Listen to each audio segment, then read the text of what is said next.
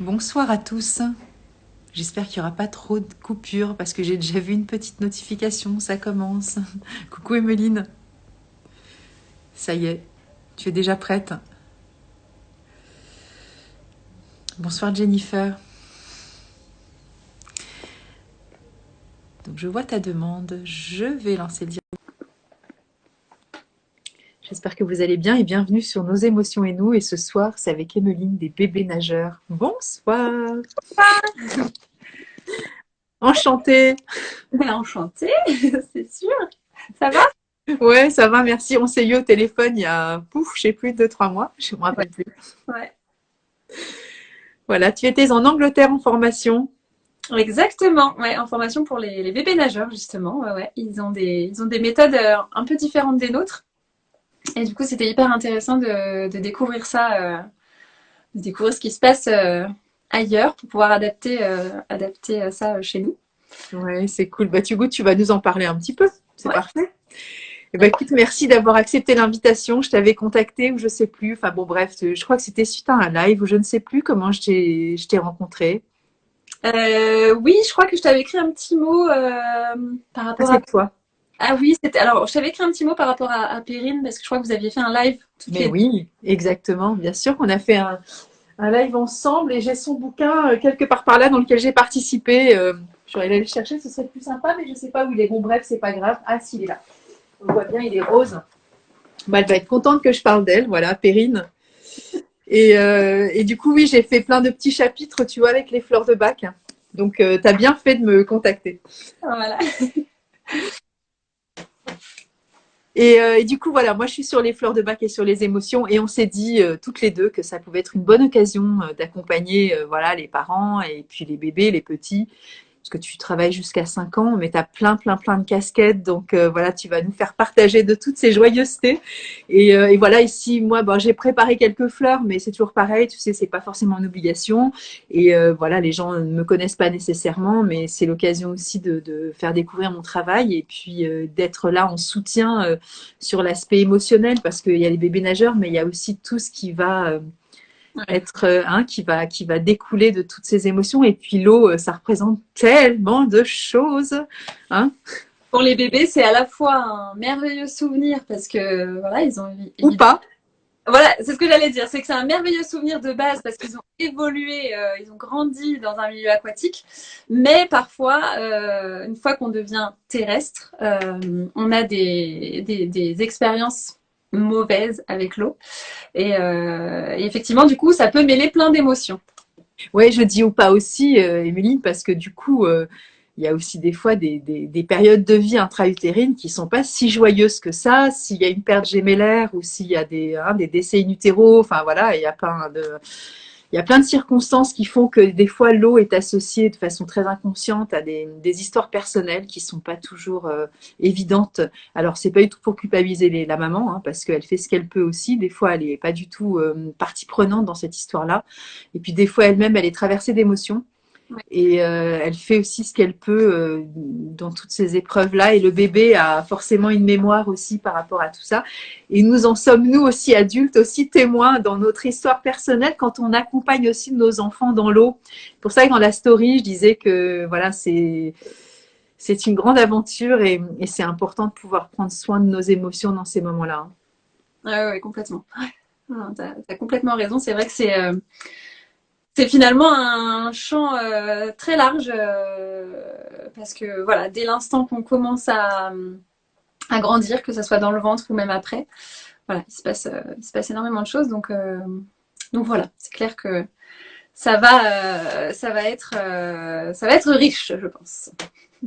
Bon, alors je te laisse raconter un peu ton histoire par rapport à ce que tu fais. Et puis voilà, tu as aussi une histoire personnelle parce que tu es maman aussi. Donc tout ça, ça se mixe encore une fois. Bon, pour ceux qui débarquent, je ne suis pas journaliste. Hein. Voilà, c'est pas un interview, c'est vraiment un truc sympa. On se retrouve ensemble. Et puis si vous avez des questions, c'est le moment parce que vous avez une experte. Sur l'eau, sur les bébés et sur l'apprentissage aussi de l'appréhension aussi de la nage et puis voilà moi sur les émotions avec les fleurs de bac entre autres hein, mais bon voilà. Oui, alors du coup, donc, bah, moi c'est Emeline. Donc effectivement, je suis maman de 3 petits garçons. J'ai donc une formation de maître nageur et j'ai été entraîneur de natation synchronisée aussi pendant très longtemps. J'ai nagé moi aussi et entraîné ensuite. Donc j'ai accompagné vraiment des pitchouns jusqu'aux adultes finalement Mhm. dans l'eau. Et évidemment, dans mon métier de maître nageur, j'ai très vite vu que voilà, il y avait beaucoup d'enfants qui avaient des peurs, même juste avoir quelques gouttes sur le visage, tout ça. Donc nous, effectivement, en tant que maître nageur, on essaye de d'arranger ça. Mais je me suis dit, je pense qu'il y a aussi des choses à transmettre aux parents pour peut-être éviter ça. Et voilà. Donc ça a commencé à faire son chemin comme ça. Après, effectivement, moi j'ai été maman, donc j'ai ouvert un blog sur la parentalité. J'ai échangé avec beaucoup de mamans. Et quand je commençais à aborder ce sujet-là, j'ai remarqué qu'il y avait énormément de questions autour de l'eau et des bébés. Et même ne serait-ce que les bains, comment ça se passe et qu'est-ce qu'on peut faire pour éviter qu'il pleure, que bébé pleure dans le bain ou quand on lui lave les cheveux, ou voilà. Donc de là, je me suis dit, oui, il faut vraiment informer les parents à ce sujet. Mhm. Et quand le Covid est arrivé, eh bien, je me suis dit, je vais informer les parents en ligne, en fait, de ce qu'ils peuvent faire chez eux. Donc dans la baignoire, dans la douche, dans des petites piscines, dans des petits jacuzzis. Voilà, donc du coup, j'ai créé des ateliers. C'est chouette. Voilà, des ateliers en ligne qui sont en fonction des âges et donc des capacités motrices de l'enfant, pour accompagner le parent et pour qu'il sache quoi faire pour qu'il bloque sa respiration, pour l'immerger en toute bienveillance, en toute sécurité, pour mettre en sécurité bébé et lui faire aimer l'eau en fait. Parce qu'en fait, pendant cette période-là, je ne sais pas, tu vas me dire si je me trompe, mais quand tu parles d'avoir mis justement des ateliers en ligne, tu as été de fait obligé d'arrêter ton métier de Oui. maître nageur. Ouais, alors moi j'étais en congé parental, j'avais pris un Ok. congé parental, mais effectivement en fait j'ai pensé à tous les parents qui étaient du coup bloqués chez eux et puis bah mes collègues qui ne pouvaient plus aussi transmettre et donc voilà je me suis dit là c'est l'occasion de transmettre aux parents quoi faire en fait chez eux. De toute façon on était bloqués chez nous donc Ouais, c'est ça. voilà c'était le moment et c'est vrai que ça enfin, j'ai eu énormément de retours de parents qui ont appris tellement de choses et leur bébé a été vraiment différent dans l'eau que voilà, petit à petit ça s'est développé comme ça. Puis après j'ai fait des accompagnements en ligne et voilà, tout ça a grandi. Donc j'accompagne les parents dans l'éveil aquatique de leur bébé dès la naissance jusqu'aux 5 ans en fait, juste avant vraiment d'apprendre à nager. Au niveau des capacités motrices, un enfant va pouvoir vraiment apprendre à nager comme on l'entend à partir de 6 ans, quoi. Oui, complètement. Ouais. Et donc, du coup, tu as évoqué les peurs. Alors, je vais sortir la fleur mimulus, qui est la fleur, des fois qu'on associe à la timidité et à la peur des choses connues. Alors, bon, dans tout ce que tu viens de dire, il y a des peurs qui sont connues, mais il y a des fois, ce sera peut-être une autre fleur de bac aussi. Ouais. Parce que des fois, tu viens de le dire, il y a juste une goutte sur le corps et ça fait partir en vrille. Et il y a des peurs qui sont de l'ordre de l'inconscient et qui sont aussi liées des fois à des stress, encore une fois, post-traumatiques, qui font que ça réveille encore une fois des peurs. Mais donc voilà, je ne sais pas si toi, tu as déjà utilisé des fleurs de bac ou pas. Alors moi, j'en ai utilisé pour moi Ok. quand j'étais enceinte et j'avais beaucoup de choses, j'avais des travaux, un déménagement, machin et tout, et je me sentais un peu voilà. Donc j'en avais utilisé et ça avait été très efficace. Ça Ok, m'avait ok. soulagée. Ouais. Ouais, ok. Bon, c'est cool. Et je rebondis sur ce que tu viens de dire avec le fait que ça peut réveiller certaines choses. Il y a souvent des parents qui m'envoient un message en me disant tout allait bien et d'un coup mon bébé va pleurer dans le bain ou mon enfant pleure parce qu'il veut plus voilà il veut plus rien savoir. Et effectivement comme tu le dis en fait c'est qu'à certains moments il peut y avoir un événement qui nous paraît complètement voilà, mais qui en fait pour l'enfant ou a réveillé quelque chose d'inconscient ou voilà tout simplement ça peut être un bruit, ça peut être une température, ça peut être voilà qui a déclenché Complètement. ça d'un coup chez l'enfant. C'est ça. Et du coup, là, je suis en train de chercher la fleur Star of Bethlehem. C'est la fleur, une des fleurs qui est dans le rescue. Donc pour tous les parents, alors je voudrais aussi les rassurer parce que on sait que, enfin, en tout cas la marque que je montre, il y a de l'alcool, mais il y a maintenant beaucoup de rescues qui sont sans alcool. Et ça, c'est vrai que c'est quelque chose de base entre guillemets qu'on peut aussi avoir sur soi au cas où il y a une petite crise de panique, quelque chose qu'on peut pas gérer, mais même pour nous aussi en tant qu'adultes évidemment.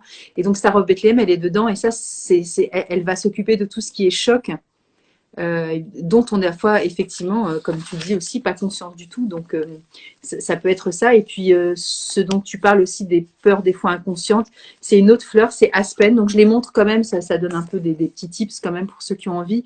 Aspen, c'est la fleur justement à l'inverse de Mimulus. Elles sont des peurs connues. Hein. Je sais que j'ai eu la tête sous l'eau et j'ai eu peur quand j'étais petite. Ma sœur m'a embêtée. Elle m'a laissé la tête sous l'eau un peu trop longtemps dans le bain. Donc, ça m'a fait paniquer. Et du coup, j'aime pas l'eau ou j'en ai peur. Mais là, par contre, c'est comme tu dis, la petite goutte d'eau, quelque chose qui fait que, a priori, la maman n'est pas au courant, le papa non plus. Même l'enfant, inconsciemment, n'a pas forcément conscience de ça. Et ça peut être aussi de cet ordre-là. On peut accompagner les enfants aussi avec ça. Et après, on peut, je préfère le préciser, mais on fait une petite préparation à base d'eau Ouais. et juste 2 gouttes de la fleur. Et on donne pas pur, bien sûr, aux enfants ou aux bébés parce que voilà, c'est de l'alcool. Donc, mais on peut le diluer et du coup, il n'y aura pas d'incidence pour tout ce qui peut concerner les enfants et l'alcool, évidemment. Hein. Donc, voilà. Et puis, la dernière que j'ai envie de préciser, parce on est sur les peurs, c'est la peur panique, la terreur. Ah oui. Où là, c'est vraiment l'enfant qui veut même pas mettre un doigt de pied dans l'eau, en fait. Il est sur le bord de la piscine ou chez lui et la maman ou le papa qui insiste et l'enfant, il est effrayé, en fait. Hein. Donc ça, c'est Rock Rose. D'accord. Et c'est une des fleurs qui est dans le rescue aussi. D'accord, ok. Et du coup, tu conseilles de donner ça, je sais pas, je connais pas du tout, mais par exemple, vraiment en amont de la séance, peut-être, je sais pas, plusieurs jours en amont, ou comment ça se passe? En fait, ça se passe avec toi, ce que tu vas accompagner le parent et l'enfant, le bébé. Et c'est la maman ou le papa qui va dire, voilà mon enfant, ou alors vous allez le découvrir ensemble. Et donc, si au préalable, peut-être le parent au téléphone qui prend rendez-vous, qui dit, mais je vous préviens, Emeline, ça va mal se passer, là, tu peux peut-être lui donner déjà l'info, qu'il puisse déjà donner les fleurs de bac pour le rendez-vous suivant. Donc, tu vois, c'est toi aussi, tu peux faire des petits tips comme ça. Soit vous le découvrez ensemble et pour le coup, tu peux peut-être, entre guillemets, proposer la fleur à l'instant T en disant, pour la prochaine séance, d'ici là, est-ce que vous pouvez tester, pourquoi pas, si vous le souhaitez, une fleur de bac, par exemple, tu vois.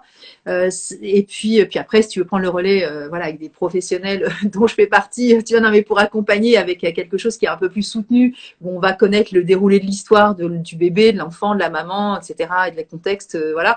Il y a beaucoup de femmes enceintes qui ont eu, par exemple, je sais pas, des annonces de décès quand elles étaient enceintes. Donc forcément, et des fois, les parents se rendent même pas compte que ça peut avoir aussi une incidence sur le bébé. Donc il y a plein de choses. Bon là j'ai parlé de la tête sous l'eau, mais il y a eu plein de traumatismes aussi comme ça, même avec des vagues à l'océan. Oh, j'ai été quelques minutes dans l'eau et j'ai eu peur. Ma mère s'est éloignée. J'ai cru qu'elle m'abandonnait. Si ça se trouve, elle allait juste chercher son mari. Enfin on n'en sait rien. Hein.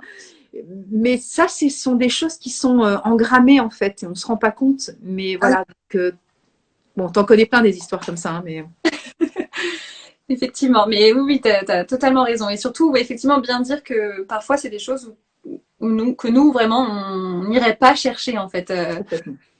Donc, il faut vraiment prendre ça en considération. Ouais. Complètement. Et du coup, comment ça se passe? Alors, on te contacte et on fait un atelier et raconte-nous un peu comment. Parce que les demandes sont différentes à chaque fois, j'imagine. Ouais, oui, c'est ça. En fait, ça dépend vraiment de l'enfant. En fait, pour tout ce qui est atelier en ligne, du coup, en général, les gens me contactent avant pour me demander par rapport à l'âge de l'enfant, par rapport à ce qu'il sait déjà faire, quel est l'atelier le plus approprié. En général, ça correspond plutôt bien. Hein. J'ai un atelier 0-12 mois, 12-24 mois, 2-5 ans. Bon, c'est à peu près, voilà. Mais voilà, il y a des tranches d'âge, mais par exemple, un enfant qui a 8-9 mois, parfois on peut se dire, bon, est-ce que ça vaut le coup que je prenne le 0-12 ou... Bon, donc là, j'oriente un petit peu là-dessus. Et puis après, ce sont des ateliers que vous, parents, en fait, vous suivez chez vous. Ils sont accessibles à vie, hein, donc c'est vraiment, vous pouvez y revenir. Il y a même des séances type, tout ça. Et puis ensuite, vous adaptez les exercices sur votre bébé. Et moi, je suis évidemment disponible s'il y a des questions, s'il y a des peurs, des interrogations, tout ça. Donc ça, c'est une première chose. Et j'ai même des parents qui utilisent mes ateliers lors des séances de bébés nageurs. Parce Ok. que ce dont on parlait au début, c'est qu'en France, les bébés nageurs, c'est très... voilà, il y a plein de matériel. Et c'est un temps parent-enfant, en fait, avec plein de matériel où on met l'enfant, une grappe à hutte, etc. Ce que moi, j'essaye plus de développer, ce que j'ai découvert dans les autres pays, c'est au contraire toujours proche de son parent, parce que à mon sens, il n'y a pas de lieu plus sûr pour un enfant que près de ses parents. Et du coup, c'est tout cet apprentissage proche de son parent, que ce soit les immersions, les flottaisons, tout se fait vraiment en mouvement dans les bras des parents. Et donc, du coup, voilà, il y a des parents qui adoptent cette méthode, même lors des séances de bébé nageur. Du coup, ça leur donne des pistes à suivre, en fait. Donc, voilà, ça, c'est un premier type d'accompagnement. Et j'ai un deuxième type d'accompagnement où là, c'est en visio aussi. Mais euh, l'un avec l'autre, c'est-à-dire que le parent se met dans le bain ou en piscine, par exemple l'été, tout ça. Et je guide directement Ah, le... carrément, ouais. Ouais, voilà. Et là, Et j'ai des ateliers en physique qui se mettre en place, des ateliers de bain sensoriel et des ateliers de bébés nageurs. Donc voilà, je croise les doigts. c'est génial comme idée. Et question, est-ce qu'il y a des grands-parents qui suivent tes cours pour accueillir leurs petits-enfants et suivre le processus que les parents ou la belle-fille ou le gendre a mis en place pour leur petit-fils ou leur petite-fille? Oui, alors j'en ai pas Ouais. beaucoup, mais c'est vrai que et j'en ai aussi qui prennent mes ateliers pour leurs enfants et donc pour transmettre à leurs petits. Ok. Donc oui, oui, c'est chouette du coup parce que même il y a quelques années, les méthodes n'étaient pas encore pas du tout les mêmes et du coup, je trouve ça chouette aussi de voir que ça évolue et de vouloir transmettre aux plus jeunes. C'est voilà. Ouais, j'en ai. Et quelles sont les demandes les plus récurrentes enfin, par rapport soit aux ateliers ou, voilà, ou en perso, enfin, je veux dire, j'allais dire one-to-one, mais je sais pas comment tu les appelles. Bah, C'est comme ça que j'appelle ça aussi ah accompagnement. bah voilà, tu vois, là, ça tombe bien. Euh, voilà, qu'est-ce La, qui est le plus demandé en fait? la principale demande des parents, c'est comment on fait pour mettre la tête de son bébé sous l'eau. Donc c'est une question de gestion des peurs, comme on disait en début de live ou pas? Je pense que Pas c'est ça. forcément. Et en fait, la principale des choses aussi que je fais et qui sont présentes, que ce soit dans mes ateliers ou dans mes accompagnements, c'est aussi que je donne confiance aux parents. Ok. Et je donne confiance aux parents bah déjà en expliquant pourquoi on fait tel et tel geste. Donc quand on Oui. comprend pourquoi on le fait, bien souvent ça donne du sens et du coup on est rassuré aussi. Et j'explique bien aux parents ce qu'il faut faire en amont, ce qui est important de faire en amont, et aussi ce qui peut se passer et comment on réagit dans ces cas-là en fait. Du coup, le parent a vraiment tout un champ de ce qu'il doit faire. Mais c'est vraiment la chose principale, c'est voilà, moi je suis, les parents sont angoissés de mon Dieu, mon bébé va avoir de l'eau sur le visage, il va pas respirer pendant 3 secondes et C'est ça, tu vois, parce que tu parles de faire, donc c'est la gestuelle, c'est une forme de motricité, mais la forme d'être et de la posture émotionnelle du parent, parce que c'est double effet qui se coule hein, quand même, tu vois. complètement. C'est très compliqué pour le parent hein, quand j'accompagne en... Et d'ailleurs, c'est vraiment les accompagnements que j'ai, comme on dit, en one-one. Là, c'est très souvent, en fait, les parents qui me disent, voilà, moi, je suis angoissée de mettre la tête de mon bébé sous l'eau. Je veux être sûre qu'il soit prêt. Je veux être sûre que je fasse les bons gestes, etc. Et donc, moi, je suis là pour vérifier tout ça. Et puis que ça se passe bien et ça se passe très bien. Et les parents prennent confiance aussi comme ça. Et ce qu'il faut savoir, c'est qu'à partir du moment où les immersions se passent bien, en fait, vraiment tout l'apprentissage derrière, il déroule très facilement. Et alors du coup, alors moi je vais dans une peut-être plus loin, je ne sais pas si c'est plus loin ou c'est ce que tu fais déjà, mais on se connaît pas, mais en même temps je capte des choses. Est-ce que tu poses la question justement à ces parents-là de leur relation, eux, à leur tête sous l'eau? Parce que Complètement. En fait, quand les gens s'inscrivent à mes accompagnements, il y a déjà un petit questionnaire ok, en place. Et ok. du coup, effectivement, je demande des infos non seulement sur le bébé, à savoir même comment s'est passée la naissance, la grossesse, tout ça, et évidemment la relation du parent à l'eau. Voilà, est-ce qu'il y a des peurs ou pas? Est-ce qu'il y a eu des traumatismes? Est-ce que voilà, est-ce que il va souvent à la piscine ou pas? Enfin voilà. Donc oui, il y a tout un aspect émotionnel que je traite en amont aussi, parce que je sais que c'est primordial. C'est primordial. Les bébés, vraiment, ils se fient à nos émotions, à notre visage. Donc, si de suite, pour lui, il y a une expérience qui lui semble désagréable et que nous, de suite, on est en panique et qu'on le sort de l'eau, et voilà, automatiquement, il assimile ça à une mauvaise expérience. Donc, effectivement, moi, dans mes accompagnements et dans mes ateliers, il y a une grosse partie sur la confiance du parent. Ouais, j'ai écrit un bouquin sur les enfants et les fleurs de bac et je parle des neurones miroirs. Alors, je ne suis pas neurologue ni neuroscientifique, mais enfin, on a quand même accès à beaucoup de ce type d'informations. Il y a eu beaucoup d'études qui ont été faites dans les années 60 aussi. Et puis, il y a même des choses qu'on peut retrouver sur, du reste, dans un de mes bouquins. Je crois que je mets le lien YouTube. Alors, sur un bouquin, il faut tout retaper à la mano, hein, mais c'est bon. Mais tu as des vieilles vidéos qui tournent, tu vois, d'enfants, justement, qui voient le visage du parent et comment ils peuvent se modéliser en fonction de voilà, du visage, et donc du langage non verbal, émotionnel. Et c'est vrai que c'est extrêmement parlant. Et du coup, tu dis que une fois que la tête est mise sous l'eau et que tu les accompagnes, les parents, et après, tu disais que la première séance, tout se déroulait bien. Est-ce qu'on peut dire, je fais une conclusion là, est-ce qu'on peut dire que les enfants aussi viennent guérir les parents à travers leurs propres séances et que tout le monde est safe à la fin et OK? Complètement, parce que j'ai même très souvent, hein, les parents m'ont dit, mais finalement, voilà, il ou elle, mon bébé m'a rassuré, donc ben, ça va en fait.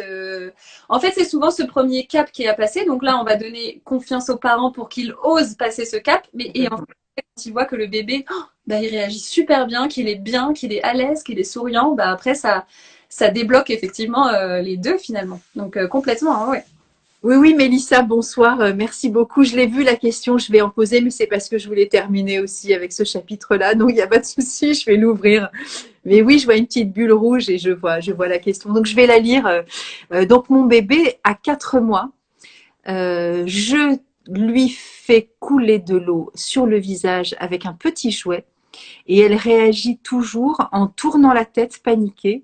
Je n'insiste pas trop, du coup, est-ce normal? Et ensuite, il y a marqué où trouver du rescue sans alcool. Donc voilà, ce sont 2 questions, mais la première t'est destinée. Alors, donc effectivement, il y a des paliers différents selon les âges pour préparer l'enfant aux immersions. Le premier des paliers, c'est effectivement l'arrosage. Donc c'est très bien de prendre un petit verre, un petit gobelet, enfin voilà, pour commencer les arrosages. Alors là encore, évidemment, chaque enfant va réagir différemment, mais c'est très fréquent que quand on verse l'eau, les bébés ils vont tourner la tête parce qu'effectivement, ça reste quelque chose qui coule sur leur visage et qui de base n'est pas forcément très agréable. Voilà. Donc moi, ce que je conseille déjà, évidemment, c'est toujours de prévenir son enfant, de lui parler, de lui prévenir qu'on va faire ça. Et voilà. Néanmoins, c'est normal hein, qu'il tourne la tête et même quand il va commencer à grandir, à plus bouger, il va chercher à s'échapper. Donc pas d'inquiétude.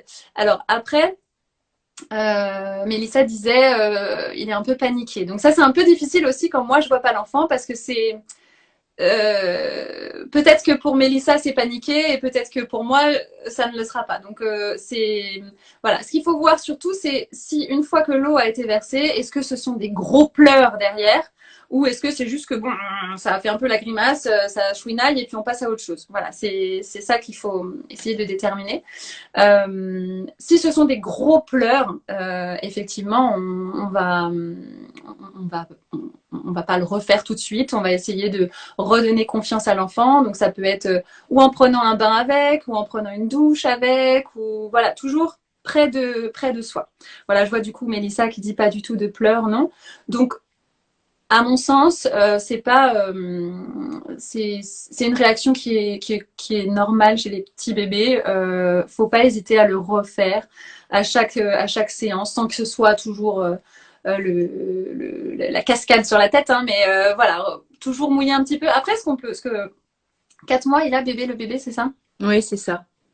Oui, donc ça peut être aussi des mains humides sur le visage, ça peut être voilà, des petits arrosages légers. Mais voilà, toujours prévenir bébé et puis ne pas hésiter à, à quand même maintenir ce contact avec l'eau sur le visage. Si c'est juste des petites grimaces et ça tourne la tête, voilà, rien de méchant. On peut dire que c'est presque un réflexe archaïque aussi, peut-être, hein. Ouais, c'est complètement ça. Ouais, ouais. Donc c'est pour ça que voilà, faut vraiment pas s'inquiéter. Tous les bébés vont faire ça au moment où on va faire couler de l'eau sur le visage. Là, ils vont tourner la tête et donc pas d'inquiétude. Au contraire, il faut poursuivre l'exercice sans avoir de crainte. Bon, bah, c'est parfait. Mélissa est contente et c'est l'essentiel, elle est rassurée. Et alors pour le rescue sans alcool, bah, peut-être demander, alors c'est vendu en pharmacie, en boutique diététique certaines fois, et puis d'autres en para, ça dépend où vous habitez, Mélissa. Et puis sinon le pharmacien, il peut aussi en commander, hein. Donc du rescue sans alcool, ça existe. Et là, notamment celui-là, il s'appelle Kids pour cette marque-là. Voilà, ça permet d'avoir. Celui-ci, il est à base de glycérine, par exemple, hein, sans alcool. Voilà. Après, vous pouvez aussi faire votre propre rescue en mettant du rescue alcoolisé là-dedans. Ça fait 4 gouttes, mais encore une fois, c'est dilué dans 30 millilitres d'eau. Et après, vous me donnerez juste 4 petites gouttes comme ça au bébé. Et il y a vraiment pas de souci, quoi. Et alors, du coup, moi, en parlant de rescue, on peut aussi mettre de la crème rescue sur le plexus ou sur le visage, sur le bébé. S'il est, bon, on fait toujours un petit test quand même, hein, sur le creux du coude au cas où il y a peut-être des petites allergies ou une petite réaction cutanée quand même à la crème. On fait toujours attention. Mais sinon, ça peut être quelque chose aussi pour calmer, alors je dis le bébé, mais l'enfant aussi, jusqu'à 5 ans. Si il est en espèce de petite phase un peu soit de panique, de stress, avant une séance ou après, peut-être avant parce qu'il sait qu'il va avoir le transport pour aller te rencontrer ou pour aller à la piscine, ou etc. Et ça peut aussi l'accompagner, voilà, pour se détendre et être dans une posture peut-être plus confiante aussi pour appréhender. Alors, je parle bien sûr de ceux qui ont besoin. Il y en a qui n'ont pas besoin forcément de fleurs de bac ni de rescue, et tant mieux, hein. Mais quand il y a quand il y a du stress et qu'on sent que voilà, il peut pas gérer, bah faut pas le laisser dedans en fait. Parce que des fois, on a beau parler, c'est pas le cerveau frontal, hein, il s'en fout. Le cerveau frontal, il est coupé, il est connecté à l'angoisse du cerveau reptilien et qui prend le relais du ah, au secours, c'est la panique, hein. Donc, je dis pas que ça sert à rien de parler. Ah non, Chanter, chanter, c'est très bien aussi. Ça calme. ouais. Non, mais c'est vrai que tu as tout à fait raison, hein, avec des enfants, puis même effectivement des enfants qui sont plus grands, entre 3 et 5 ans par exemple. Des enfants qui arrivent entre 3 et 5 ans qui ont peur de l'eau, c'est vrai que c'est une autre démarche pour gérer ces peurs-là. Mais du coup, c'est effectivement une bonne méthode et je pense que c'est intéressant parce que comme tu dis, hein, on peut parler des heures parfois. La peur, elle est là, elle est ancrée. Et, donc c'est intéressant. Ouais. Alors, qu'est-ce que tu as appris en Angleterre par rapport à ce que tu savais déjà? Parce que tu n'arrêtes pas de te former. Alors, voilà, tu es très dans la transmission et le partage, et ça, c'est magnifique. J'imagine que c'est aussi pour ça que tu es beaucoup suivi, parce que c'est précieux d'avoir quelqu'un de professionnel aussi qui peut accompagner, Ouais. Ouais. avec des outils simples aussi, hein. Oui, oui, complètement. Alors, du coup, donc c'est un peu ce que je te disais tout à l'heure, c'est que bon, il y a déjà cette grosse différence entre nous. Il faut savoir que nous, les maîtres nageurs en France, on a une petite formation sur les bébés nageurs, mais c'est vrai que c'est pas spécifique, c'est pas poussé comme ça peut l'être dans les autres pays. C'est-à-dire que voilà, quand j'ai été en Angleterre notamment, j'ai découvert que justement avec les réflexes archaïques des bébés, déjà construire les fondations aquatiques des bébés. En se servant de ces réflexes, on peut construire des fondations. Donc ça, pour moi, ça a été grande révélation. Et oui, une grande révélation et évidemment quelque chose de très intéressant que j'ai pu tester même sur mon propre bébé, à mon dernier. Et c'est vrai que mon dernier bébé n'a pas du tout n'a pas du tout la même relation à l'eau que mes deux plus grands. Pourtant, Il a quel âge par rapport aux deux aînés? Là, mon plus petit, il a 16 mois. Ok. Et les grands, ils ont 4 et 5 ans. Donc 4 et 5 ans, ils ont évolué avec ta pratique de maître nageur et d'accompagnante. Voilà, donc ils en ont bénéficié, hein, voilà. Complètement. Et pourtant, mon plus grand notamment, il a développé des peurs, malgré tout, hein. Bien sûr. C'est pour ça qu'il faut vraiment se sécuriser par rapport à l'acquis, par rapport à l'inné, et par rapport à tout ce qu'on transmet nous en tant que parents.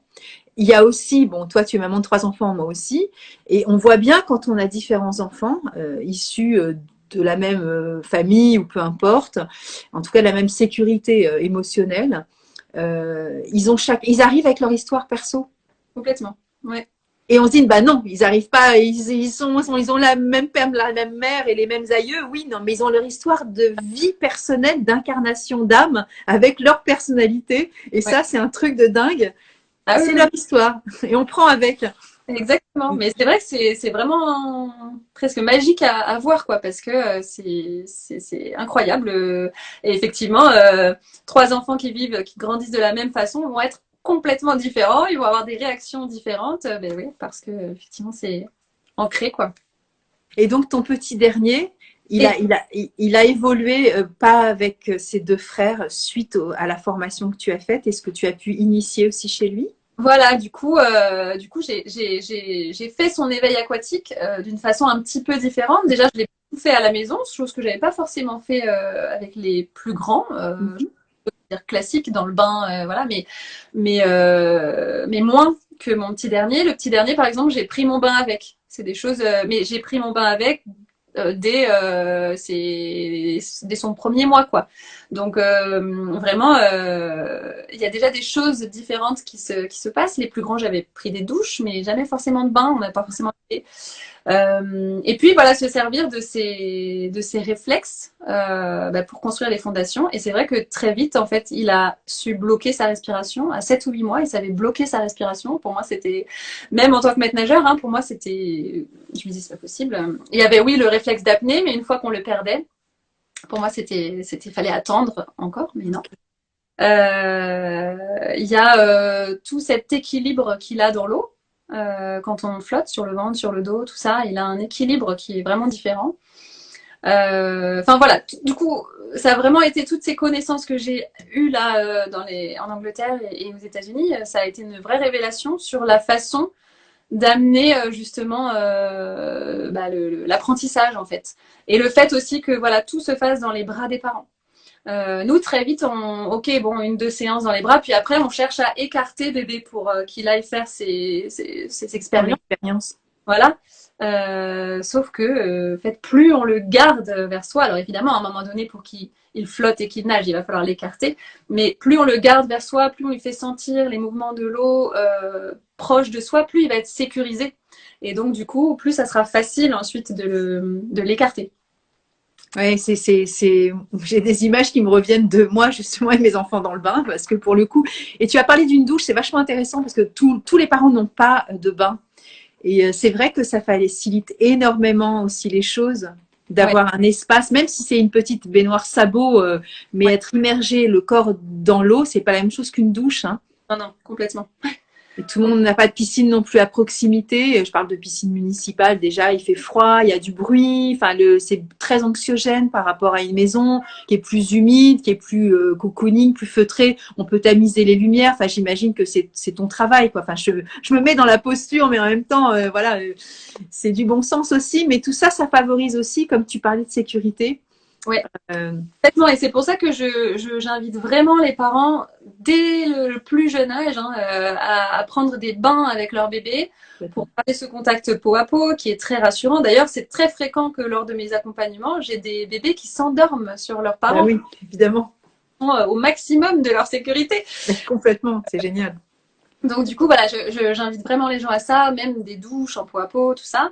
Mais c'est vrai que le fait d'être immergé, il y a encore cet aspect différent. Mais voilà, commencer vraiment cet éveil aquatique dans un environnement que bébé connaît, c'est très important parce qu'effectivement, comme tu l'as dit, quand ensuite on va en piscine, c'est grand, il y a beaucoup, beaucoup de bruit, les températures sont pas les mêmes, et du coup, tout ça, ça crée des petits stress chez l'enfant Complètement.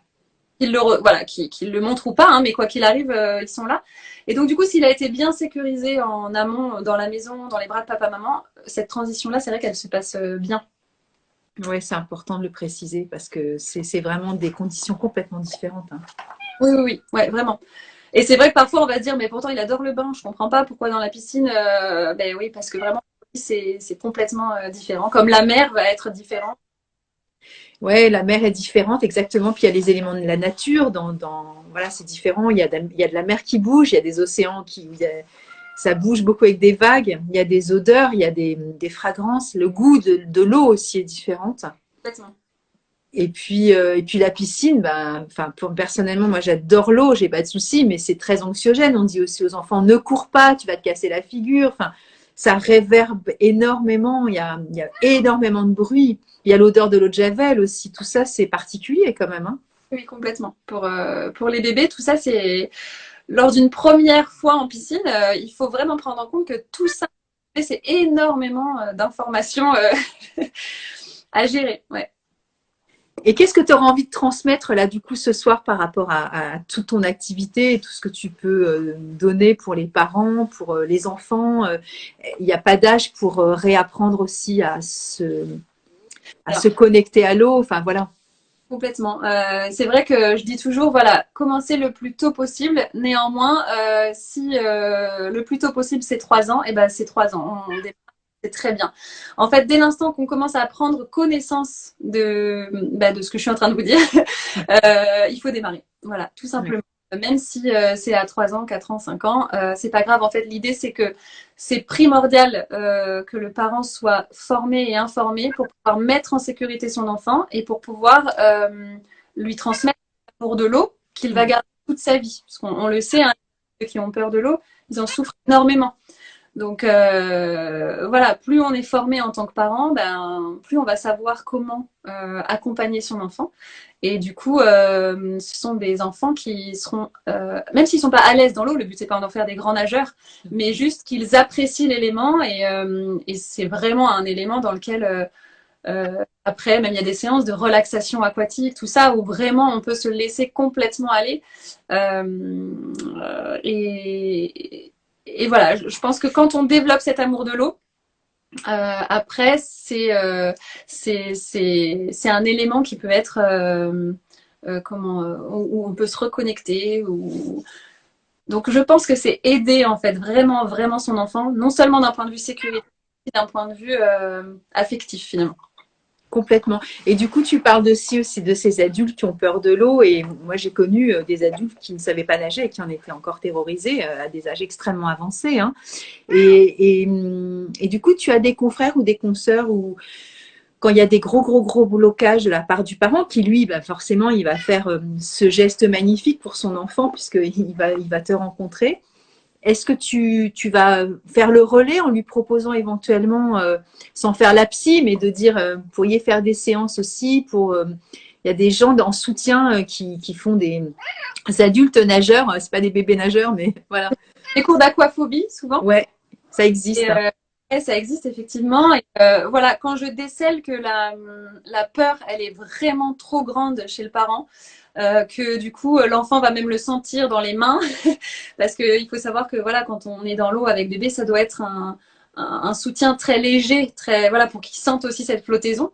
Donc quand je sens que vraiment chez le parent ça va être trop difficile, je conseille soit effectivement dans un premier temps de passer la main pour que l'enfant prendre confiance dans les bras de papa ou de maman selon qui n'a pas peur. Mhm. Et surtout, effectivement, j'oriente le parent qui a peur vers ce genre de cours d'aquaphobie. Okay. Alors, cours d'aquaphobie ou même il y a des cours particuliers hein, pour Bien les sûr, parents bien sûr.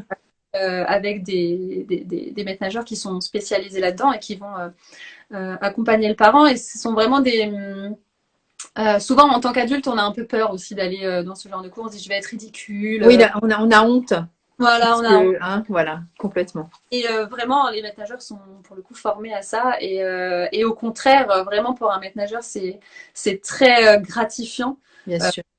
d'accompagner ces personnes-là et de leur faire aimer l'eau, puisque un maître nageur, il aime l'eau, il sait quels sont les bénéfices et quels sont les bienfaits d'être dans l'eau. Donc du coup, il a envie de partager ça et de le transmettre. Donc vraiment, si vous avez peur de l'eau, vous en souffrez, faut vraiment faire ce premier pas. Et après, ce sera que du plaisir, en tout cas à la fin. Il faudra prendre sur soi au début, mais bien accompagné, c'est important. Bah, j'ai proposé cette fleur-là de la culpabilité, tu sais, quand tu peux te faire des reproches, parce que moi je parlais de honte, mais alors, évidemment il y a la peur hein, dont on a parlé, ça c'est sûr, la peur ou carrément la phobie. Et puis En fait, c'est vraiment un acte de vulnérabilité et d'une grande humilité que d'aller à l'âge adulte humblement comme un petit enfant entre les mains d'un maître nageur, parce qu'on se retrouve dans une posture un peu infantilisée. En tout cas, c'est l'image qu'on a de soi-même, ce qui n'est pas la réalité. Mais on va apprendre quelque chose. Ah oui, On reprend les bases de quelque chose qui est naturel et inné finalement. Donc c'est aussi très humble de réapprendre les mouvements pour pouvoir flotter, faire ce qu'il faut. Enfin, je veux dire, c'est comme si maintenant, à nos âges, on nous apprenait à marcher. Donc c'est pas évident, quoi. c'est exactement ça.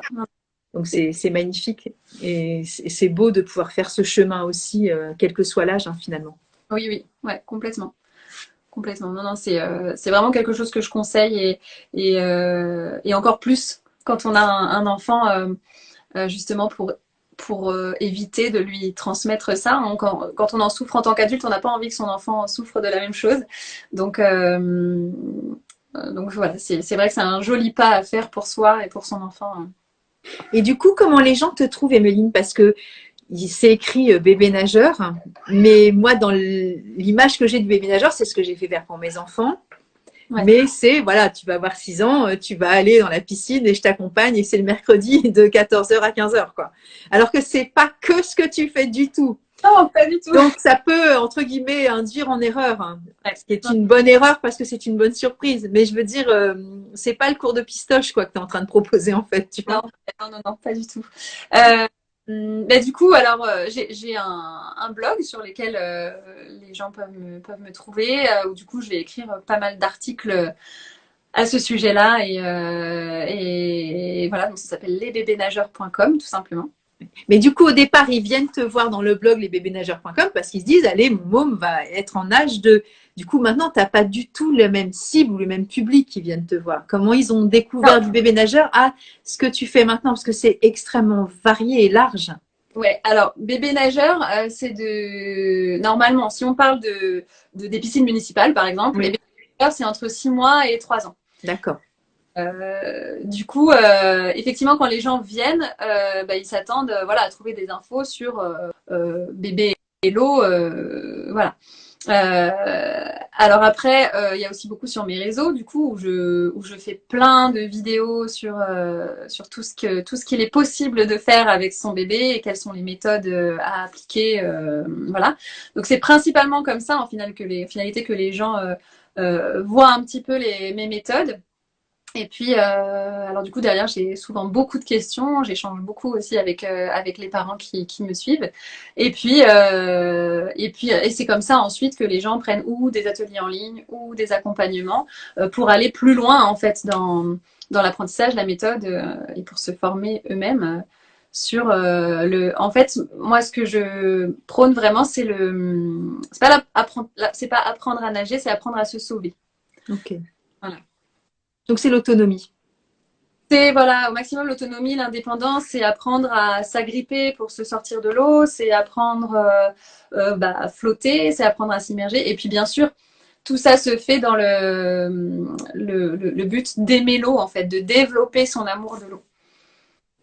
Voilà. C'est vraiment un combiné que je recherche à transmettre, qui fonctionne plutôt bien au vu des retours des enfants que j'ai. Mais voilà, c'est ce combiné de mise en sécurité, indépendance et amusement, amour de l'eau pour le reste de sa vie, quoi. Ouais, c'est ça. Après, quand on est en sécurité, on peut s'amuser. Exactement. Alors, attends, non, il y a une demande de rejoindre, mais non, mais pas du tout. C'est non, en fait. Je crois que c'était une question, mais pas du tout. C'est pas du tout une question. Donc, non, personne ne va nous rejoindre. On va rester toutes les deux. Est-ce que vous avez des questions? Bah, il y a Mélissa qui est intervenue tout à l'heure, mais pour l'instant, il n'y a pas de questions. Je ne sais pas si vous avez envie voilà, d'échanger. C'est l'occasion, là.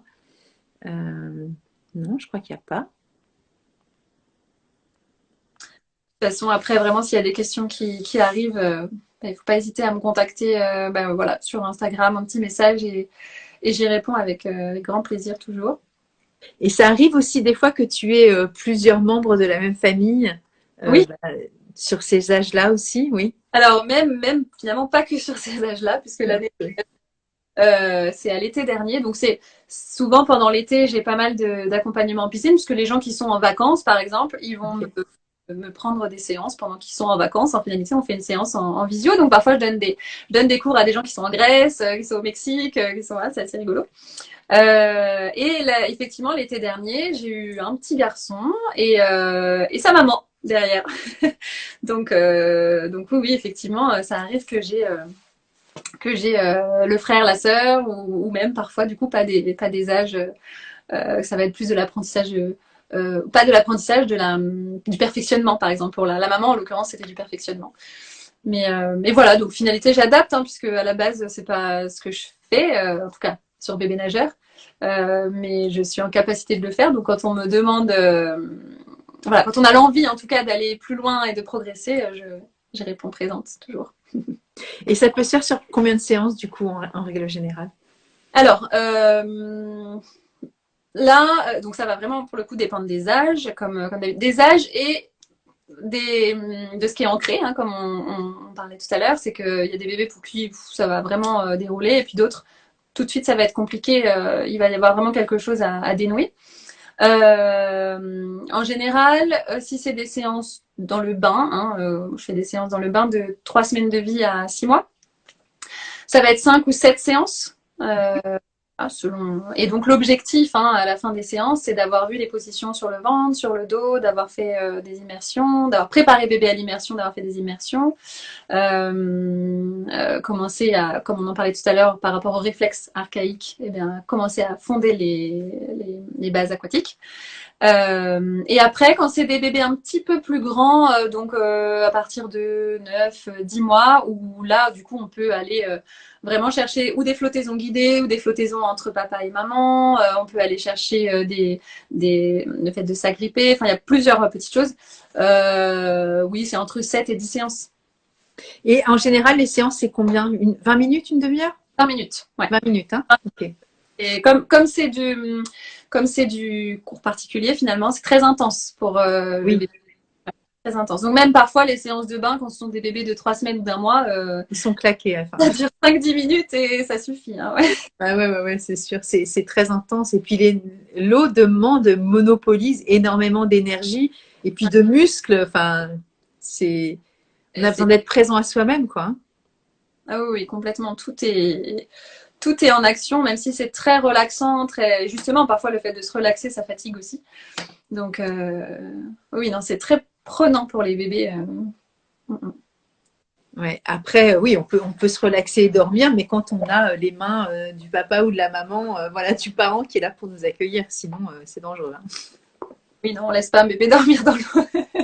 On ne fait pas ça. Jamais. Moi, c'est vrai que j'ai énormément de questions souvent sur l'aspect sécuritaire, c'est-à-dire un bébé qui va boire la tasse. Les bébés, on le sait, hein, ils testent tout par la bouche. Donc, même l'eau du bain, ils vont tester par la bouche. Et donc, voilà, moi, je rassure aussi beaucoup les parents là-dessus. Au contraire, il faut laisser les bébés tester même l'eau du bain, téter, parce que c'est aussi comme ça qu'il va apprendre à, justement, les limites, entre guillemets, de l'élément et qui va apprendre à le gérer. Donc, savoir vraiment se rassurer qu'il n'y a aucun risque, même si bébé boit une petite tasse, il n'y a vraiment absolument aucun risque. Et au contraire, c'est vraiment l'aider que de le laisser tester, en fait. Ben oui. C'est là où il ne va pas recommencer. C'est comme la main devant la bougie, quoi. Tu ne mets plus ton doigt parce que tu t'es fait un peu brûler par la cire et t'es surpris. Donc, tu recommences pas une seconde fois. Ah, et c'est comme sur Terre, on va faire beaucoup de motricité libre. Et par contre, très souvent, les parents dans l'eau, même si l'enfant à pied, il va avoir plein de flotteurs, plein de choses comme ça. Sauf qu'en réalité, l'enfant, il craint rien quand il est à pied. Et si on est toujours focus sur lui, ça c'est la seule chose qui est primordiale, c'est d'être toujours en surveillance constante et exclusive de son enfant. Vraiment, l'enfant craint rien et au contraire, faut le laisser au maximum libre de ses mouvements parce que comme tu le dis, c'est aussi comme ça qu'il se rend compte des limites et que même s'il va chuter dans l'eau, on est à côté, il n'y a aucun risque. Et voilà. C'est important à dire parce que c'est vrai que moi quand je vois des enfants dans les pataugeoires qui ont des trucs de partout, ils peuvent pas bouger comme ils le veulent, alors qu'en soi ils craignent rien. Ouais, après il y a beaucoup dans l'inconscient collectif des noyés. même dans les généalogies précédentes, hein, sur des très petites quantités d'eau. Ah oui. Je pense que dans l'inconscient collectif, il y a beaucoup de choses. Comme là, tu vois, je suis en train de repenser au film de Ray Charles. Hein, c'est pas tombé au hasard non plus. Voilà, son frère est mort comme ça. Donc, je pense qu'il y a aussi des mémoires, tu vois, intergénérationnelles énormément. Ouais, complètement. Hein. Dans un enfant, dans 20 cm d'eau, 10 cm d'eau, il se noie. Hein. Donc, Complètement. complètement. C'est pour ça que c'est la chose primordiale, c'est une surveillance constante et Constante. exclusive de son enfant. Parfois, on peut se dire, on est plusieurs, il y en a bien un qui surveille. Non, on surveille. Il y en a un qui est désigné pour surveiller. Quand on sent qu'on n'en peut plus, machin, on passe la main, mais ça doit être net que c'est celui-là qui surveille. Il ne fait que ça, et ça, c'est vraiment la chose très, très, très importante. Et alors, du coup, j'avais une autre image qui me venait en tête. Tu vas me dire ce que tu en penses. On a tous vu des vidéos comme ça sur le web passer. Tu sais, ces bébés qui sont jetés dans l'eau et qui nagent tout seuls, etc. Ça t'est arrivé, toi, d'avoir ce genre d'expérience? Non, alors non, qu'on jette comme ça et qui nagent, non, ils vont être. Alors, je ne sais pas si tu parles d'enfants qui ont été préparés du coup à ça ou si c'est des enfants qui ont peur après dans l'eau ou... Alors non, ce sont pas des enfants, ce sont vraiment des tout petits, hein, ce sont vraiment des bébés. Ils doivent avoir entre, je sais pas, 7 et 8 mois, quoi. Et ils sont dans l'eau et vraiment les yeux ouverts, tu vois, ils nagent. Bon, ils sont dans une piscine, hein, évidemment, ils sont filmés avec j'imagine, des appareils spéciaux, mais euh, voilà, est-ce que ce sont les parents qui ont éduqué leur enfant comme ça depuis tout petit? Mais voilà, je voulais savoir si c'était des pratiques, entre guillemets, dont tu as déjà eu vent ou des parents aussi qui t'ont expliqué ça ou... Alors, oui, effectivement, un bébé entre 8 et 10 mois, s'il a été préparé en amont, il est tout à fait capable d'être immergé et il va avoir une sorte de réflexe natatoire en fait, hein, tout simplement. Donc il va bouger ses bras, bouger ses jambes. On voit même des vidéos où les bébés se retournent sur le dos et voilà. Donc ça, ce sont des bébés qui ont été effectivement préparés. Il faut savoir par contre que le fait de retourner un bébé sur le dos, les bébés, à partir du moment où ils se tiennent en position assise, ils ont plus trop envie d'être sur le dos, ils développent une petite peur, ils ont l'impression de basculer en arrière, c'est quelque chose qui va revenir un peu plus tard. Donc en fait, les bébés qu'on voit comme ça, ils ont été forcés à apprendre à se dos, et d'ailleurs on les voit parfois qui sont un peu en souffrance, c'est-à-dire qu'ils sont sur le dos mais ils sont pas à l'aise. Donc voilà, il y a des choses où faut faire attention. Mais par contre, effectivement, non, ça, ouais, moi j'ai un petit peu de mal, les bébés qu'on jette dans l'eau et C'est pour ça que je te pose la question parce que ce sont des choses qu'on a pu voir. Alors, attention à pas reproduire. Enfin, moi, je mettrais un bémol par rapport à ça. non, non, non, non, complètement. En fait, dans l'apprentissage, donc comme je l'ai dit, c'est toujours au démarrage près de soi, petit à petit, quand l'enfant prend tout ce qu'il faut en sécurité, on va pouvoir l'écarter un petit peu et ensuite on va commencer à travailler les sauts. Mais c'est toujours pareil, c'est-à-dire qu'on va poser l'enfant au bord et c'est l'enfant qui décide de venir vers nous. C'est jamais nous qui attrapons les mains et qui tirons. C'est voilà, on est là, on est en présence, on est en soutien. Si l'enfant a besoin de venir attraper nos mains, pas de problème. Mais c'est l'enfant qui va décider d'y aller. Et c'est toujours important d'évoluer là-dedans, c'est-à-dire que on avance au rythme de l'enfant. Même des fois, on va avoir l'impression de régresser parce que l'enfant savait faire quelque chose, mais finalement, il sait plus le faire. En tant que parent, on est frustré, mais en fait, c'est une étape nécessaire aussi dans le développement et l'évolution. Donc, c'est pas grave. On revient à ce qui a été fait avant, et voilà, on évolue toujours au rythme de l'enfant et en fonction de ses peurs. Parfois, on remarque pas forcément de peur, mais c'est toujours lui qui doit décider. Ouais, c'est important de le dire. Effectivement, moi, il y a quelque chose qui me résonne là, c'est de ne pas avoir d'attente aussi. Parce que des fois, il y a une forme, je ne sais pas si ça va te parler ce que je dis, mais c'est l'image, la représentation que j'ai aussi de certains parents, tu sais, qui sont dans une forme de quête aussi, peut-être pas forcément de perfection, ça va pas parler à tout le monde ce mot-là, mais tu vois, d'idéalisation aussi de son bébé hyper nageur ou hyper à l'aise dans l'eau. Et comme tu le dis, s'il y a des formes de régression, en tout cas, en tout cas, d'étapes transitoires qui fait qu'on a l'impression qu'on stagne ou qu'on vient en arrière, de pas être trop dans la performance, déjà ces enfants-là, on va leur foutre la paix, on va pas déjà faire leur orientation professionnelle, hein, mais non, mais tu vois, et c'est fou des fois nous en tant que parents. Alors je dis nous, moi, je suis plus en âge d'être maman, mais j'ai Oui, envie de dire, lâchez-leur la bride et foutez-leur la paix parce que déjà ce qu'ils font, c'est cool, quoi. C'est, voilà, hein, il n'y a pas de résultat, en fait, à avoir. Non, là, vraiment, le but, au contraire, c'est de développer son amour de l'eau. Donc, on le laisse faire comme il en a envie. Alors, effectivement, parfois, il faut montrer à l'enfant, il faut lui donner l'envie, il faut, voilà, Faut être mais là, c'est sûr. voilà, mais c'est jamais forcé, et jamais, effectivement, l'enfant ne doit être contraint C'est à ça. quelque chose. Hein, c'est pas une performance, hein. On Du est tout. d'accord. Et moi, par exemple, mes ateliers sont très calés par âge parce qu'à un moment donné, il a fallu que je détermine ça. Mais c'est aussi pour ça que je dis aux parents, bon, qu'est-ce que votre enfant sait faire et je les guide vers l'atelier qu'il faut.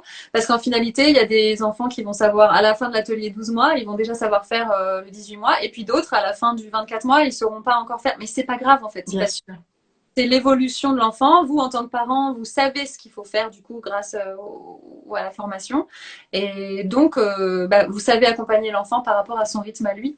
Et c'est OK, il n'y a aucun problème. L'idée, c'est qu'il aime l'eau et qu'il petit à petit se mette en sécurité. Voilà, c'est tout. Bah, c'est déjà, c'est tout, mais c'est énorme. C'est un super programme. C'est ça. Bon, écoute, on a fait le tour peut-être. Enfin, le tour, on fait jamais le tour de ce genre de sujet, hein, on est d'accord. Ça. Bah écoute, merci beaucoup. Je vais remercier tout le monde aussi d'avoir été présent et puis pour tous ceux qui vont regarder cette vidéo. Je le précise pour ceux qui n'ont pas Instagram, je mets cette vidéo sur YouTube. Donc voilà, ça peut être aussi une vidéo à partager si vous avez envie de faire découvrir le travail d'Emeline voilà, sur les réseaux. C'est l'occasion aussi d'aller sur YouTube et puis de dire à ceux qui ne sont pas dotés de ces outils-là que ça existe et que c'est merveilleux de pouvoir accompagner les enfants et les adultes aussi dans une forme de pacification de cette eau exceptionnelle. Oui, complètement. À partir de quel âge cela est-il possible, s'il vous plaît? Tu as déjà répondu, mais tu peux refaire. Dès la naissance.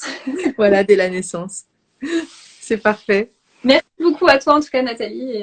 Merci beaucoup, Emeline. Et peut-être à une autre fois. Avec grand plaisir. Hein? Ok. Merci beaucoup. Bonne soirée à tous. Merci, au revoir.